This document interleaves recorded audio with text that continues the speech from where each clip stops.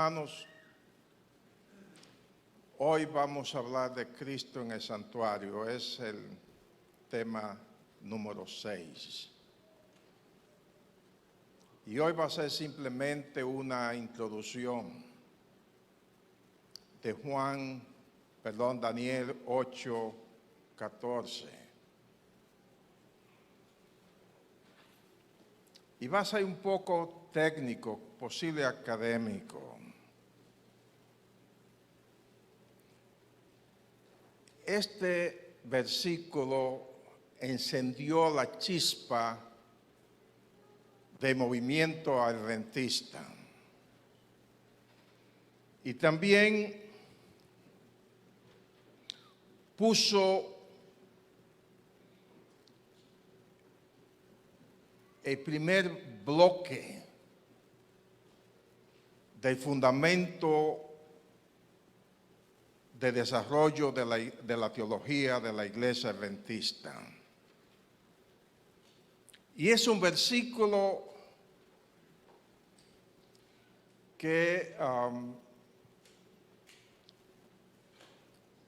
tiene muchas interpretaciones. De hecho, cada persona que ataca a la Iglesia Adventista viene sobre Daniel 8:14.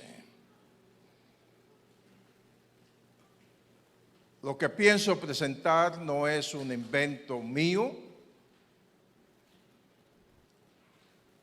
Como le dije, un poco académico, árido.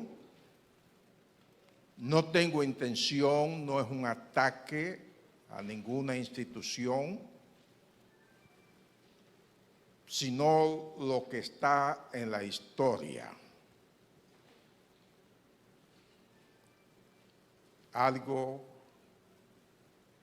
que pasó en la historia. Y es necesario poner el fundamento para luego entender lo que Daniel 8:14 dice.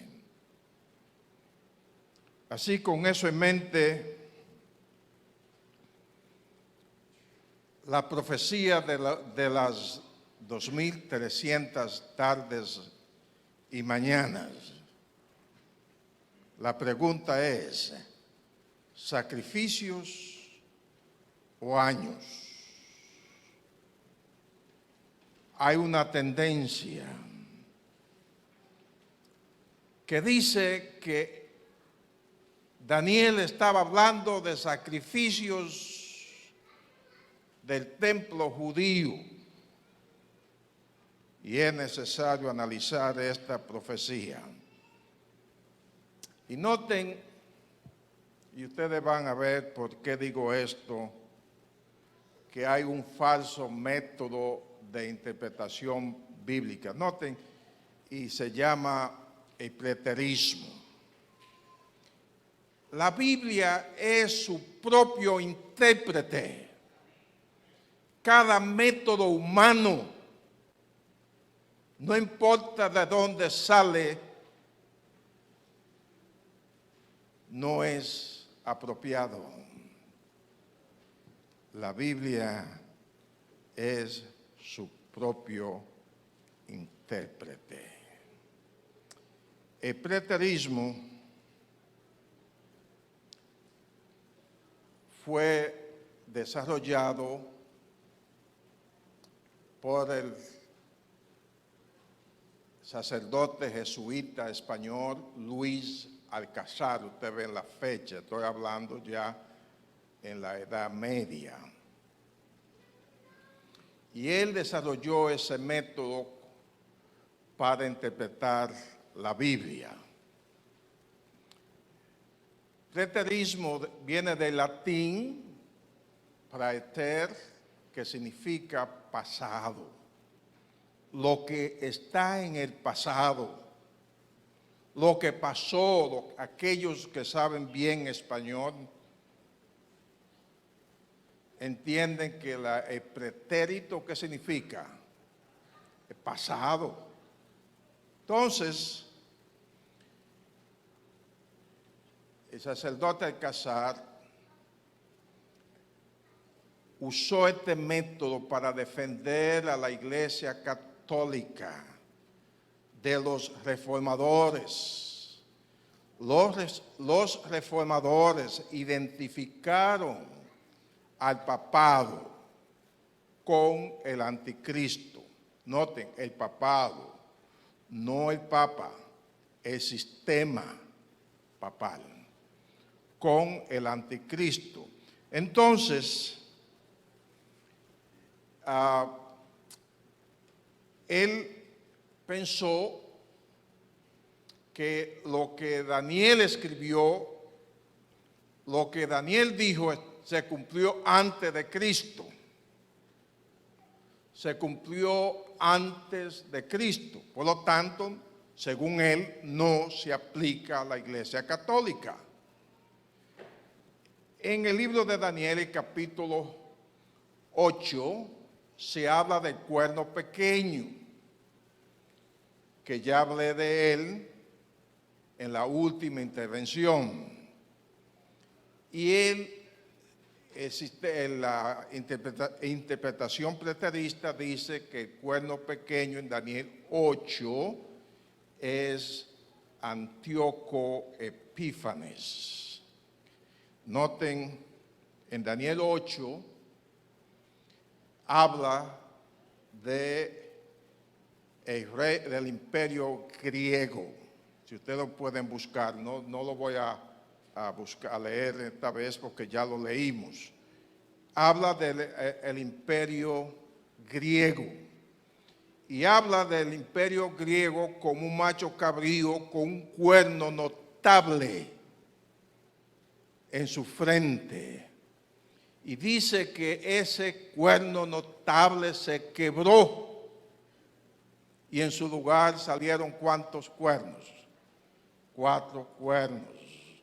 Y se expandieron entre los 4 vientos de los cielos. La palabra cuerno en la Biblia habla de reino, poder, un reino en el libro de Daniel.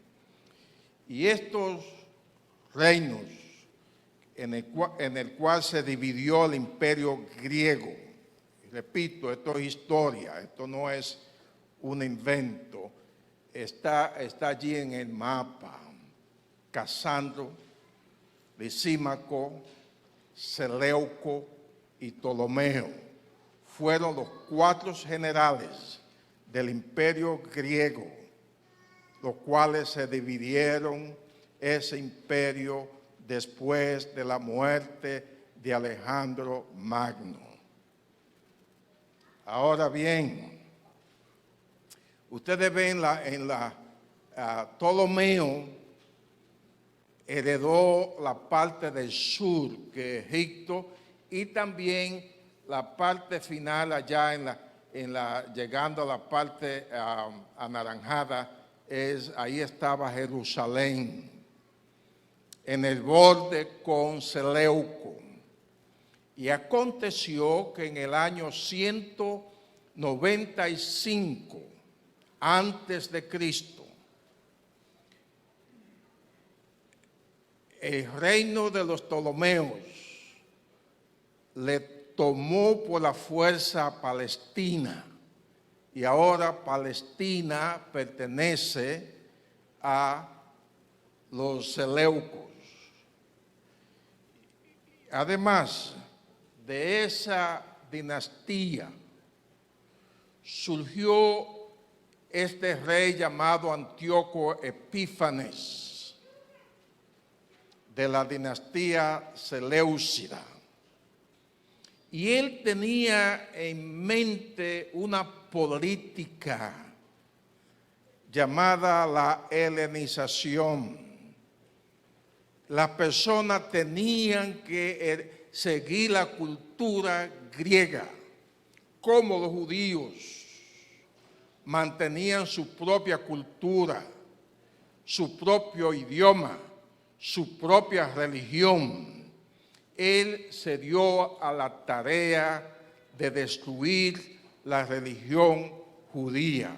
Miles de judíos fueron asesinados. Y aún más, cuando él llegó en el año 175, que ya vemos, toma la parte de Palestina, los judíos están bajo de su dominio. Él llega en el año 167 antes de Cristo, llega al templo, tuvo la osadía de venir al templo judío y allí sacrificó un cerdo. Allí sacrificó un cerdo en el templo judío. Por lo tanto, los judíos no podían hacer ninguna sacrificio. Ahora bien, noten, en Daniel 8, 9 al 12 es de donde habla del cuerno pequeño. Y Daniel en ningún lugar menciona que el cuerno pequeño contaminó el templo o el santuario. El cuerno pequeño no contamina el santuario, entiendan eso. No hay contaminación del santuario de parte del cuerno pequeño. También la contaminación del templo judío de parte de Antíoco Epífanes fue de un carácter físico. Se contaminó físicamente cuando él sacrificó un cerdo. Por lo tanto, la purificación del templo o del santuario en Daniel 8:14 tiene que ver con los pecados del pueblo de Dios. La purificación del templo es por causa de los pecados del templo del pueblo de Dios. A propósito, si alguien no me está siguiendo y tiene preguntas, levante sus manos, porque aquí no es un asunto de un sermón, es asunto de entender. ¿Está bien? Daniel 8:14, cuando habla de la purificación del santuario, es por causa de los pecados del pueblo de Dios. La purificación del santuario en Daniel 8:14 es de carácter espiritual, ¿está bien? No física, de carácter espiritual. También es un asunto de justificación y vindicación, no es una cuestión de higiene física. El santuario, la purificación del santuario, en Daniel 8:14 está hablando de una justificación, vindicación al pueblo de Dios. La eliminación del pecado. ¿Estamos bien? Ahora noten lo siguiente. La falsa teoría de los preteristas, a propósito, el mundo evangélico en general usa este método de interpretación preterista. También algunos que han salido o todavía están en la iglesia adventista usan el preterismo.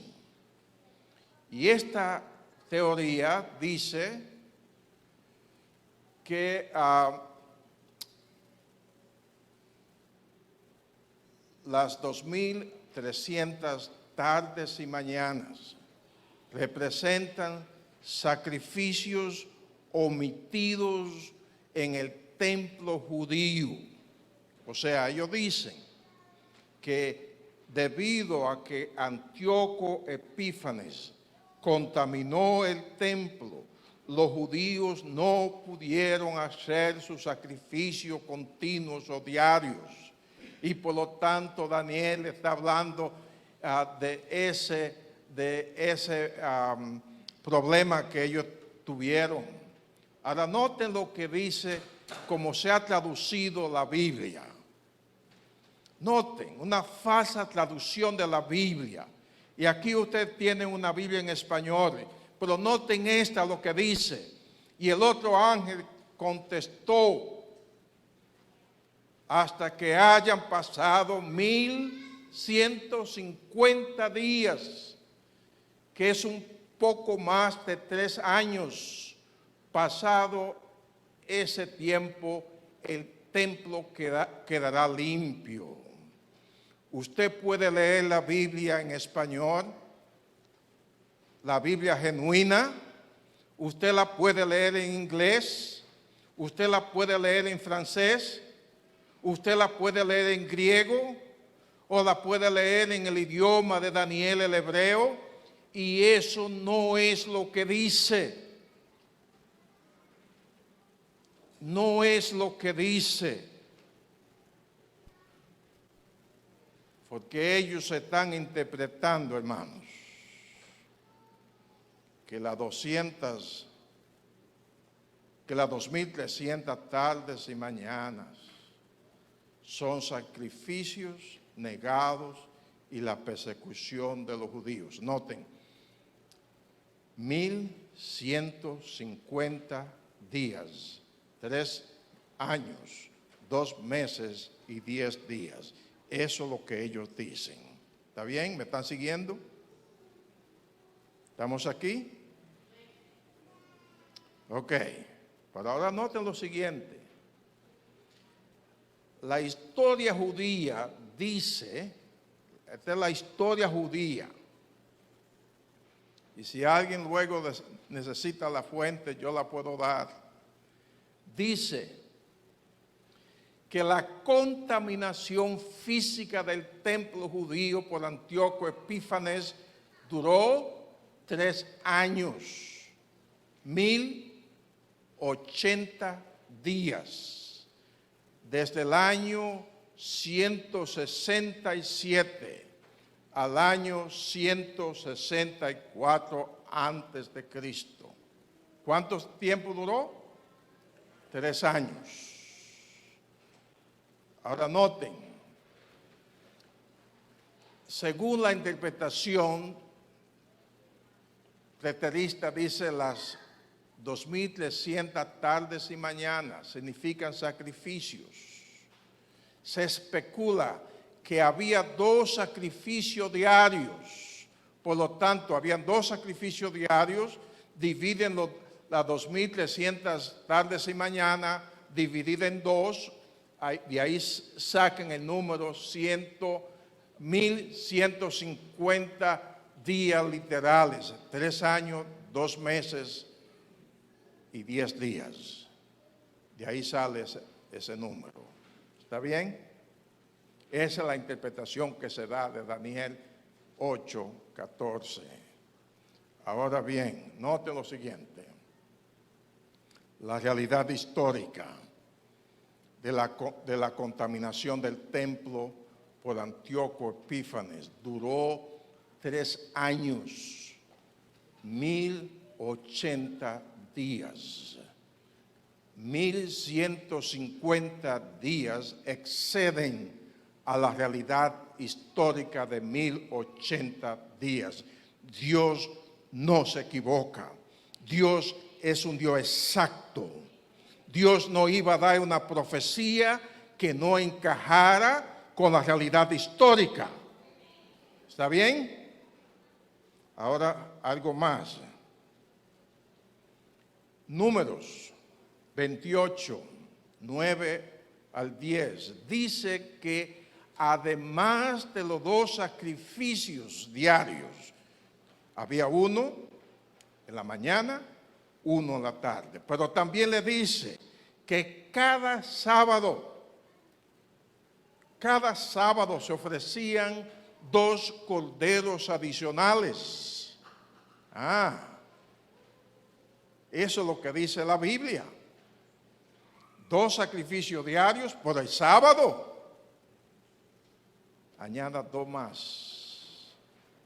1, 2, 3, 4 sacrificios. Por lo tanto, hermanos, y sacamos cuenta, los sacrificios regulares que se omitieron por causa de la contaminación del templo judío, no judíos, excedieron a las 2.300 sacrificios, excedieron.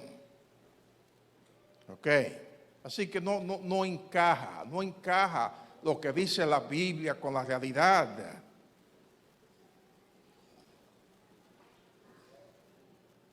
La verdad bíblica es lo que vale. Nosotros los humanos nos equivocamos con frecuencia. La Biblia no se equivoca. Y lo que está allí es la verdad. Ahora noten lo siguiente.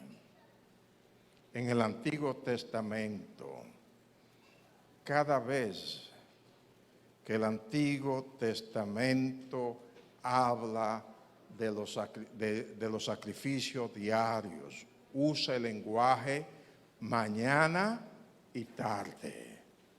Nunca, en ningún lugar del Nuevo Testamento se mencionan los sacrificios diarios en la secuencia de tarde y mañana, sino mañana y tarde. Había un sacrificio en la mañana, había un sacrificio en la tarde. Ahora bien, ese lenguaje usado por Daniel, tarde y mañana, ese lenguaje usado en la creación para indicar un día completo.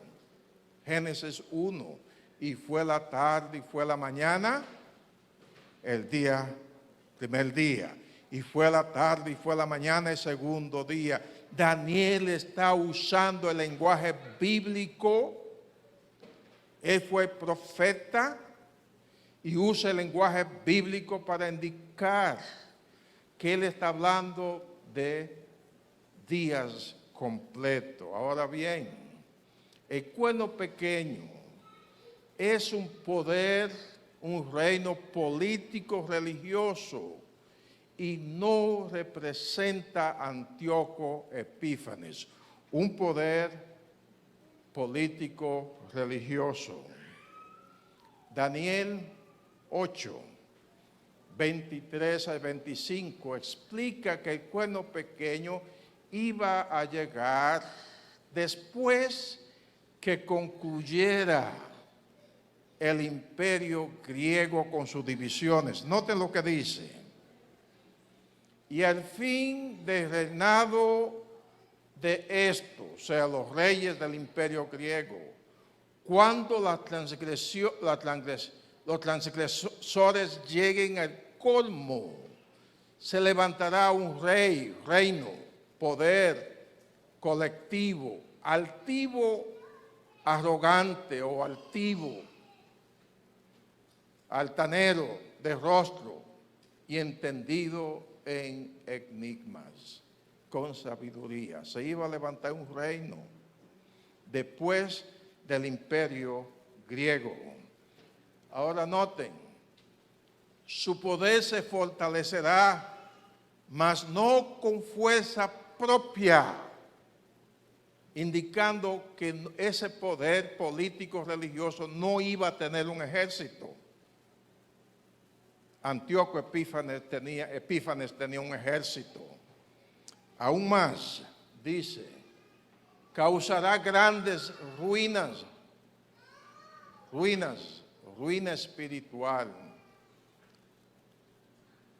Cuando la iglesia descendió en el tiempo de Constantino, le mencioné que la iglesia cristiana comenzó a descender en la vida espiritual y llegó a la apostasía.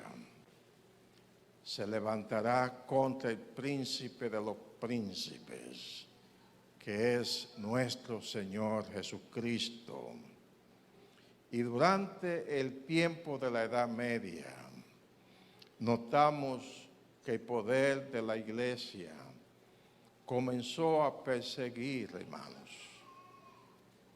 Dice, destruirá al pueblo de los santos. Durante la Edad Media, muchos cristianos perdieron la vida. Noten lo que dice aquí. En la Edad Media, más de 40 millones de cristianos fueron asesinados por la supremacía papal. Y aquí están, esto está en la historia. Yo no estoy adivinando, yo no estoy inventando. Esto está en la historia. Y yo fui profesor de la historia de la iglesia cristiana. Está allí, están los libros. Estos fueron los métodos, espada y otros métodos cristianos que siguieron. Cuando el ángel, noten, hay un diálogo allá en el cielo. Daniel está viendo. Y el ángel está viendo. Y el ángel se inquietó por lo que estaba viendo en la iglesia que Cristo fundó. Ahora, la Biblia no está atacando a nadie. La Biblia está llamando a la reforma. La Biblia está llamando que nosotros los cristianos necesitamos reforma. Así como hizo con Israel. El rey Manasés fue un hombre cruel. Y Dios lo llamó y él escuchó. Y él se arrepintió. Y recibió salvación. Cada persona, Dios le llama a un cambio, a una reforma.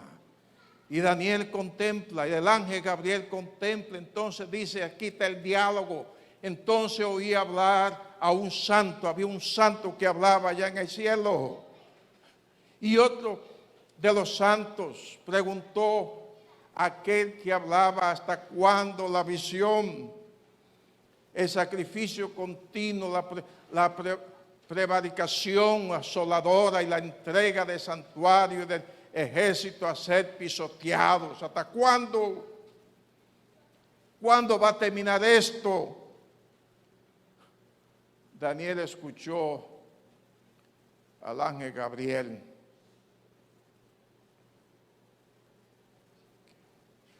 que le preguntó a la Parmoní. Él es el nombre que Gabriel le da al santo que hablaba. Y la Parmoní significa el maravilloso numerador, que es Cristo Jesús. Allí está hablando. Y Gabriel ve a Jesús allí, le pregunta, porque Jesús sabe de números. Jesús es el maravilloso numerador. ¿Hasta cuándo la visión Jackson en hebreo? La interferencia con el Hatamit, el ministerio continuo de Cristo Jesús, la verdad del santuario, que es el plan de salvación, y el atropello a los santos. ¿Hasta cuándo? ¿Hasta cuándo? ¿Cuándo va a concluir? Entonces, notamos aquí, hermanos, que la visión que Daniel vio es aquí el carnero, el imperio de Medo-Persa, el imperio griego que comenzó con Alejandro Magno, la división del imperio griego, las 4 divisiones y el cuerno pequeño, el poder, el reino del cuerno pequeño. Y eso significa años, cientos de años. Por lo tanto, la respuesta del maravilloso numerador hasta 2300 tardes y mañanas, y el santuario será purificado, hermanos. Ese número no significa sacrificios, no significa días literales. La profecía de las 2300 tardes y mañanas surgió como respuesta a la pregunta ¿hasta cuándo la visión? ¿Qué es la visión? Todo esto, el reino de los medo-persas, el imperio griego, la división del imperio griego y el poder, el reino del cuerno pequeño. Por lo tanto, si esa es la respuesta, hermanos, entonces tenemos que concluir que este número, 2300, es un número profético. ¿Está bien? Es un número profético, es un número importante para la iglesia. Es un número que cada cristiano debe entender. Es importante. En tiempo profético, un día equivale a un año. Noten qué dice la Biblia. Y cuando esto, cumplidos estos, te acostará otra vez sobre tu lado derecho y llevarás la iniquidad de la casa de Judá 40 días, día por año. Y lo repite, día por año te lo he dado. O sea, esa idea de día por año no es un invento que hemos hecho. Es lo que está en la Biblia. La Biblia es su propio intérprete. Por lo tanto, hermano, la profecía de los 2300 días equivale a 2300 años. Eso es lo que equivale. Y yo le estoy dando un resumen. Luego vamos a hablar específicamente qué aconteció durante ese tiempo. Esto es un resumen, una introducción. Ya. Noten la profecía de los 2300 años. Hay un comienzo aquí, hay un comienzo durante el imperio medo-persa. En un punto aquí, en un momento.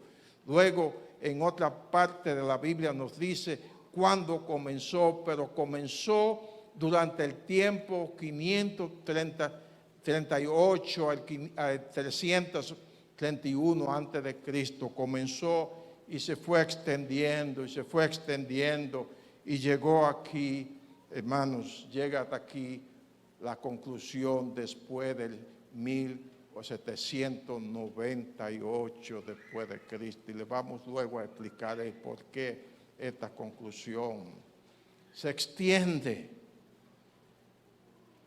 Ahora bien, noten, el cumplimiento de la visión Jasón le da autenticidad a la profecía de los 2300 años. Se cumplió la visión de Daniel del carnero, del macho cabrío, de la división del imperio griego y del cuerno pequeño. Sí hubo cumplimiento, por lo tanto podemos esperar el cumplimiento de los 2300 años.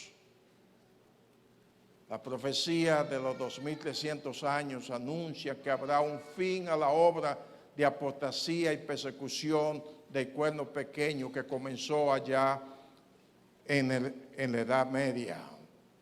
La verdad del santuario sería restaurada. El pueblo de Dios sería vindicado. El pueblo de Dios, la justificación del pueblo de Dios, el pecado sería destruido. Por lo tanto, esta profecía es sumamente importante.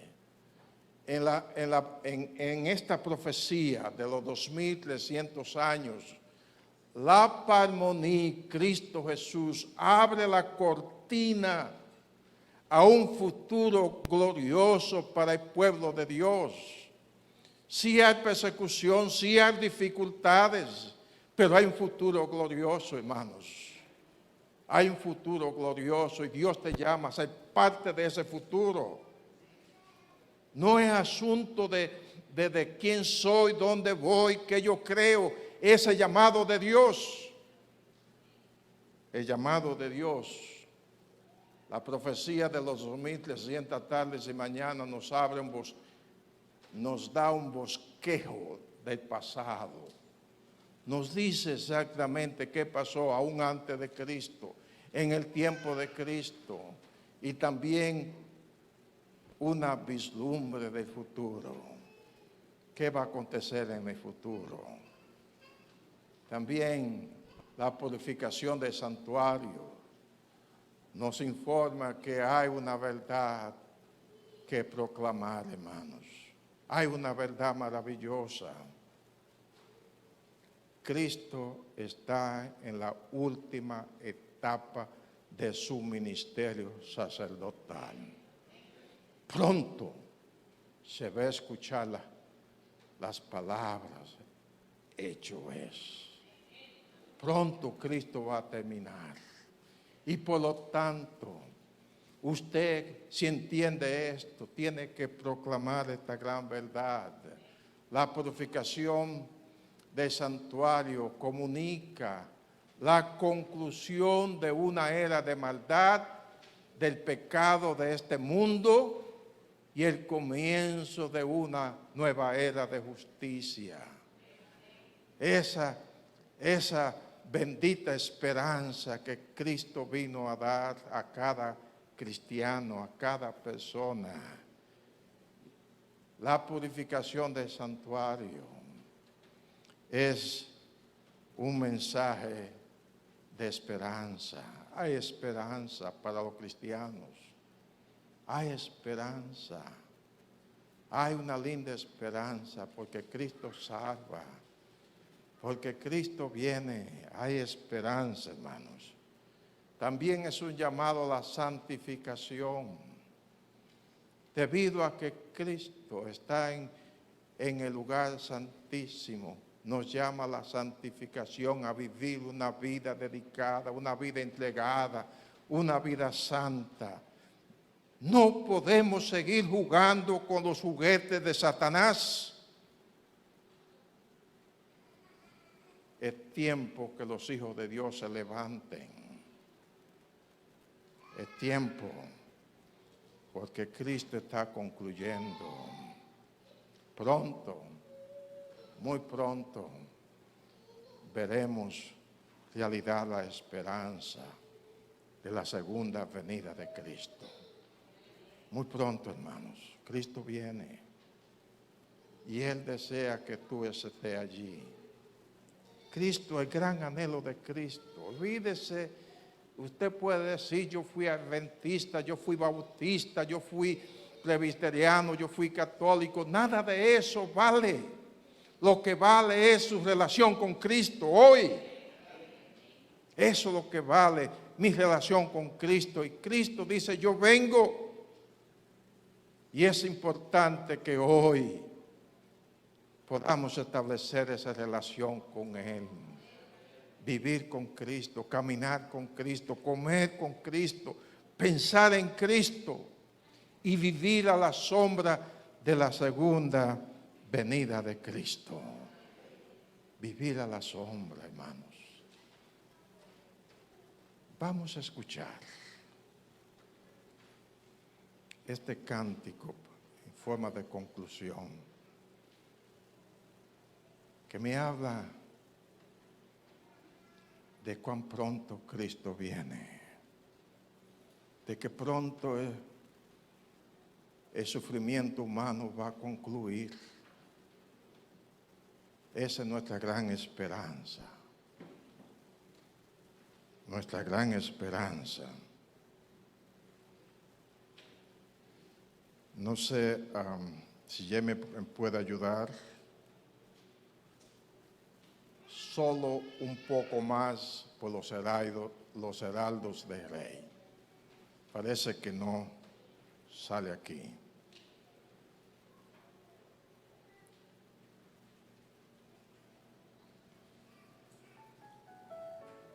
Ok.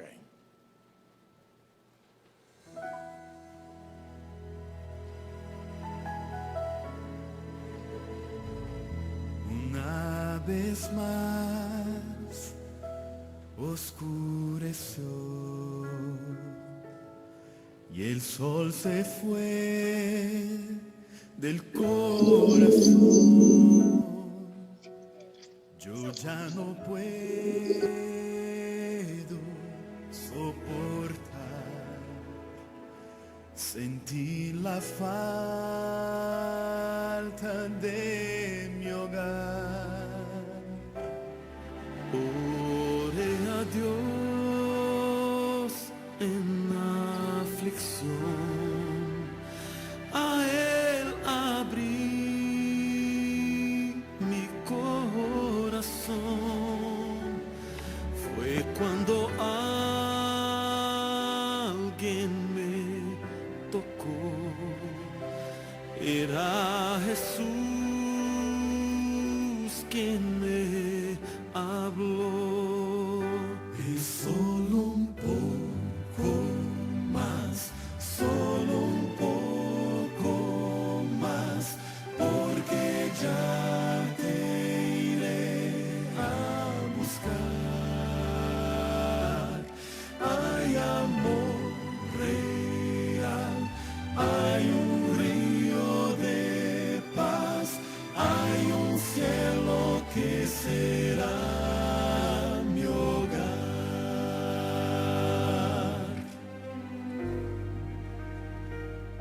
Una vez más amaneció el sol de fe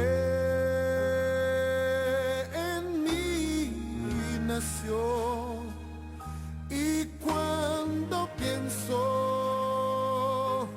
en desistir,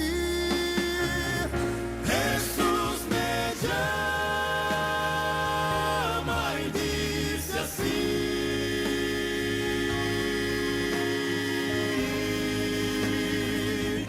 es solo un poco más, solo un poco más, porque ya te iré a buscar. Hay amor real, hay un río de paz, hay un cielo que será mi hogar. Es solo un poco más, solo un poco más, porque ya te iré a buscar. Hay amor real, hay un río de paz,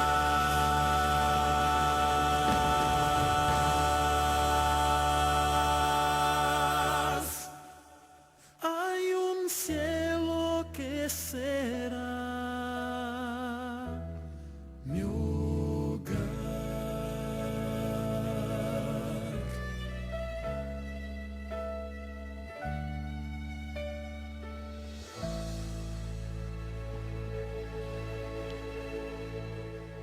Amén. Hay un cielo que será mi hogar. Póngase en pie, hermano. Vamos a concluir. Póngase en pie. Hay alguien aquí que quizá ha vagado un poco fuera de redil y quiere hoy hacer el cielo su hogar. Alguien aquí levante sus manos. Si alguien quiere que el cielo sea su hogar, sin miedo levante su mano. Que el cielo sea su hogar, hermanos. Cristo viene, eso es verdad. Y hay un cielo allí.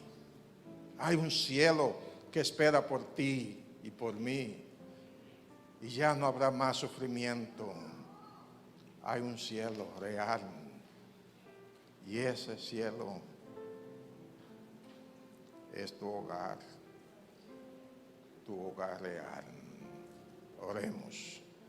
Amado Señor, estamos agradecidos a ti porque tú amas a cada persona.